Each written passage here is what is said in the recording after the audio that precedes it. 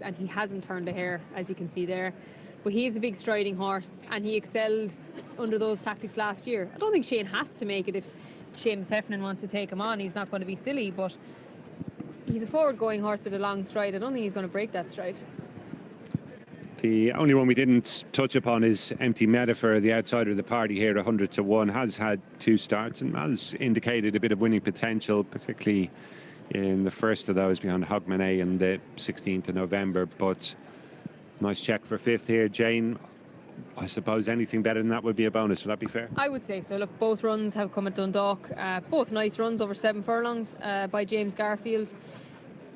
Look, a nice individual, as you can see there, under Billy Lee, but this is a tall order, and if they wanted to start him back in a small field, well, they found that small field, but it's going to be tough to get involved. But starting the season, and they'll see where he slots in, and be interesting to see him back in maiden company after this. Yes, the 7 who were declared now down to 5. John Murphy taking out both of his. Signatory was withdrawn pretty early, but the other horse, Sea Chariot, only I think when Connections had a look at the conditions here, he joined Signatory on the sidelines. We'll have to wait another day to see both of those. Would have been both horses' first taste of racecourse action away from the Polytrack at Dundalk. So there are Hans Andersen and II. They'll be the last 2 to go behind the stalls here for a race that, as Jane mentioned earlier on, was won by Dr. Zemph last year. The Acropolis was best of the Ballydoyle contingent that day in finishing 2nd, but obviously it looks like a much stronger hand for Aidan O'Brien on this particular occasion. I remember in 2018 we got a little bit excited about a horse that won this race called Gustav Klimt, and Saxon Warrior was at home in his box. So you just kind of get the feeling that August Rodin and Little Big Bear are at home in Ballydoyle, and they're going to go straight there, and Hans Andersen and Karachi will be trying to book their ticket across to Newmarket as well, or maybe even to France. But as I said, it's disappointing there isn't more depth to the race. I can understand why, particularly given the ground conditions, but it'll be a very tactical race nonetheless, and personally I'd love to see Bold Discovery go forward and just use that stride, but if Kate is a concern about him improving for the run, then it mightn't be ideal either. Right, the loading up process is underway. Karachi, the first one to go in, quickly followed by Empty Metaphor and Hans Andersen. Just II and Bold Discovery then left to go in as we rejoin Jerry Hannon for the Ballylynch Stud Red Rocks 2000 trial.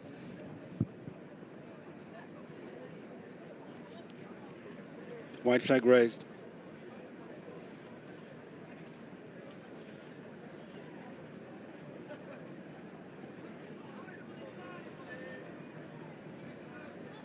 Sit.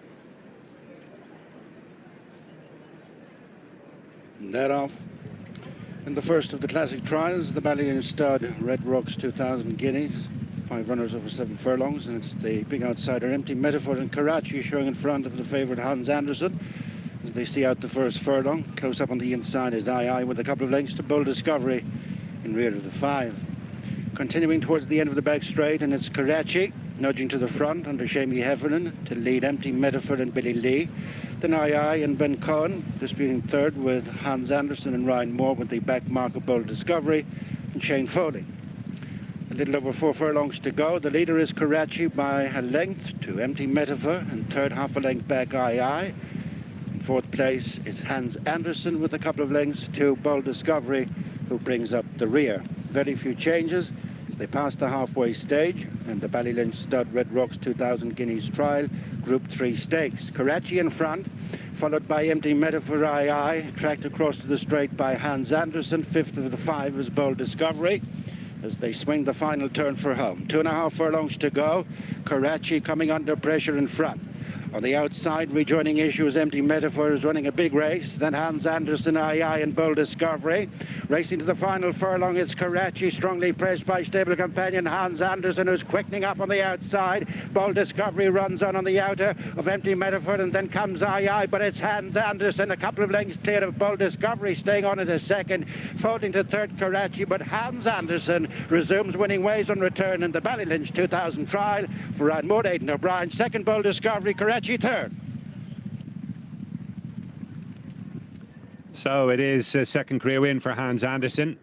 makes a winning seasonal debut here under Ryan Moore for Aidan O'Brien, the Coolmore partners, and Westerberg. 13-8 on, he returns.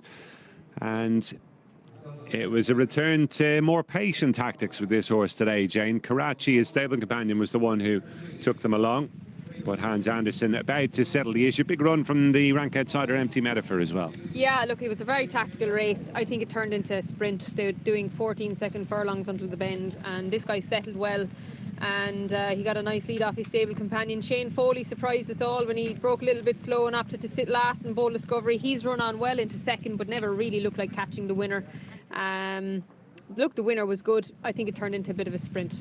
Take it from the gates, down the inside, Shamie Heffernan was positive on Karachi, but again, he didn't set real searching pace because Empty Metaphor and Billy Lee sat up sides him. I think Billy wanted to ultimately take a lead, so he wasn't going to go pressing forward on him, but all the while Ryan Moore slots in just behind the front two and gets this guy relaxed and into an immediate rhythm. Hans Andersen was very simple to ride for Ryan to just break in behind and sit basically second last. Meanwhile, Shane Foley is in behind. He's got Bold Discovery settled, having been a little bit fractious even going into the stalls when he was kicking out.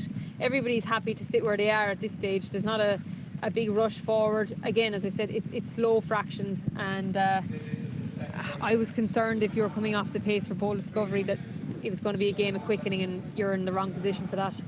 He's done well enough in the circumstances, hasn't he, Bold Discovery, especially given that he wasn't particularly well behaved before the race with some kicky out when the stalls handlers went to load him as well. What's your initial feeling, Jane, about the front two? Can they be a factor at a higher level than this? Well, the front horse will need to go up and trip, won't he? He just looked a little bit one pace when they quickened. To be fair to Empty Metaphor, back in a maiden now, he'll be interesting because he quickened up nicely when Hans Andersen loomed up on the outside. But Ryan